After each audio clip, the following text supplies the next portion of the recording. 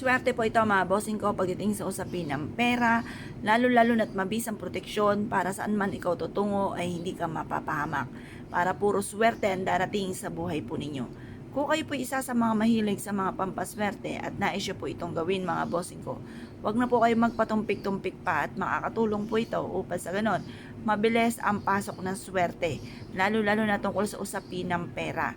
Kung ikaw po mga bossing ko ay aalis at ikaw ay maghahanap ng trabaho or magbubukas ng inyong negosyo or ikaw po ay tataya, wag bago ka umalis ay gawin nyo po muna ito.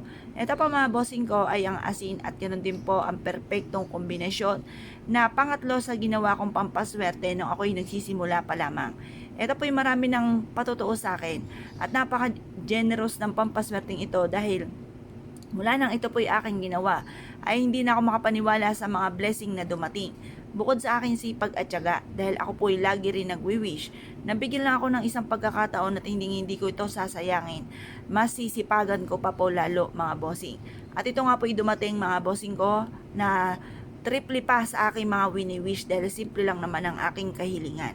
Ngayon pa mga bossing, basta positive ka lamang, simulan nyo na mga bossing ko ang pagiging positibo dahil makakatulong po yan. At kapag ikaw ay nega, instead na matulungan ka sa problema ninyo, dadami pa ang problema at makaka-attract ka ng nega na maaaring maganap po sa inyo. Ngayon pa mga bossing, gawin nyo po ito. Kung hindi po ngayong katapusan ng Tuesday or kaya po ay Friday, or kaya po sa darating na unang araw, or kaya po unang araw ng Martes, or kaya unang araw ng Biyernes, or kaya po ay full moon, or kaya ay Monday, pwede rin pong gawin kasi unang araw po yan ng linggo, ng buong isang linggo. Ngayon pa mga bossing, mag-wish ka. Basta lagi po tatandaan at lagi ko rin po paulit-ulit na sinasabi, kung ang inyo pong kahilingan ay malaki, halimbawa, magkaroon ako ng malaking bahay. Ngayon pa mga bossing, kailangan malaki rin ang pagkayod.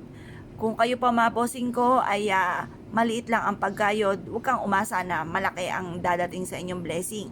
Kasi nasa kayod po yan nasa sipag po natin. Pero may mga pagkakataon na masipag po tayo, madiskarte, lahat na ginawa natin. Pero parang sa ulat-ula ang ating pong kasipagan, ay mainam na subukan yung gumawa ng mga pampaswerte. Ito po ay makakatulong upang sa ganoon ay magtuloy-tuloy ang pasok ng swerte. Ngayon pa mga bossing, kung isa ka sa mga naniwala at nais po itong gawin, subukan nyo na po ito dahil ito po ay isa sa mga subok na at isa rin ako sa magpapatotoo po dyan at paborito ko rin ito na pampaswerte. Basta mga bossing, huwag kayong aasa sa swerte. Yan po mga bossing ko, ang swerte ay ginagamit lang po natin upang sa ganon makontra ko naman ang mga kamalasan. At yung mga blessing na darating ay kaagad nating makamtan. Para yung mga kamalasan na nagdudulot ng mga sagabal sa mga pangarap po natin ay maitaboy po natin. At instead na kamalasan ay puro kaswertehan naman ang dumating.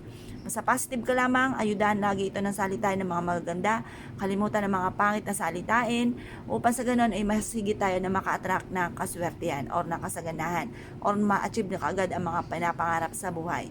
Kung isa ka sa mga niwala at nais po itong gawin ay siya mga bossing, good luck po sa inyo po lahat.